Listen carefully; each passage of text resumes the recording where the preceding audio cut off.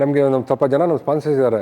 ಅವರು ನಮ್ಮ ಎಕ್ಸಾಂಪಲ್ ನಮ್ಮ ಅಪ್ಪು ಸರೇ ಅವರೆಲ್ಲ ನಮ್ಗೆ ಹೆಂಗೆ ಹೆಲ್ಪ್ ಮಾಡಿಬಿಟ್ಟಿದೆ ಅಂದರೆ ಯಾರಿಗೂ ಹೇಳ್ಬೇಡ ನಾವು ಹೆಲ್ಪ್ ಮಾಡೋದು. ನಮ್ಗೆ ಹಿಂಗೆ ಇಟ್ಟು ಬಾಕ್ಸ್ ಒಳಗಡೆ ನಾವು ಬಾಕ್ಸೇ ಆಗ್ಬಿಟ್ಟಿದ್ದೀವಿ ನಾವು. ಅವ್ರು ಯಾವಾಗಲೂ ಇವ್ಳು ಗೆಲ್ತಾ ಇದ್ರೆ ಲಾಸ್ಟ್ ಟೈಮ್ ನಮ್ಮ ಟೀಮ್ ಗೆದ್ದಾಗ ಮನೆಗೆ ಕರೆಸಿ ಎಲ್ಲರಿಗೂ ಬಿರಿಯಾನಿ ಹಾಕ್ಸಿ ಏನೇನು ಇತ್ತು ನೆಕ್ಸ್ಟ್ ಕಾಂಪಿಟೇಷನ್ ಏನು ರೆಡಿ ಆಗಿಬಿಟ್ಟು ಕೊಟ್ಬಿಟ್ಟು ಹೋಗ್ಬಿಡೋರು. ಕೊಟ್ಬಿಟ್ಟು ಒಂದೇ ಮಾತಾಡೋದು, ನೀನು ಇದು ನಿಮ್ಮದು ಆಯಿತಾ, ನಾನು ಕೊಟ್ಟಿರೋದೆಲ್ಲ ಆಚೆ ಗೊತ್ತಾಯಿತು ಅಂದರೆ ನಾನು ನೆಕ್ಸ್ಟ್ ಟೈಮ್ ಮಾಡಲ್ಲ. ಈ ಥರ ನಮ್ಗೆ ಹೇಳಿ ಏನಾಗ್ಬಿಟ್ಟಿದ್ವಿ, ನಾವು ಅವ್ರ ಮೇಲೆ ಡಿಪೆಂಡ್ ಆಗಿಬಿಟ್ಟಿದ್ವಿ. ಬೇಡ ನಮಗೆ ಇಷ್ಟು ದಿವಸ ನಾವು ಮುಂಚೆನೂ ಮೆಡಲ್ ಹೊಡೆದಿದ್ದಾರೆ. ನಮ್ಮ ಹುಡುಗಿ ರಾಧಾ, ರಕ್ಷಿತಾ, ಆಮೇಲೆ ತುಂಬ ಜನ ಕ್ರಿಕೆಟರ್ಸು ತುಂಬ ಜನ ಮಾಡಿದ್ದಾರೆ ಸರ್ ಅವರು.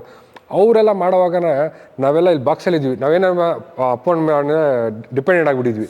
ಇವಾಗ ಅವ್ರು ಹೋದ್ಮೇಲೆ ಇವಾಗ ಇಂಡಿಪೆಂಡೆಂಟ್ ಆಗೋದು ಕಲ್ತಿದ್ದೀವಿ ಇವಾಗ.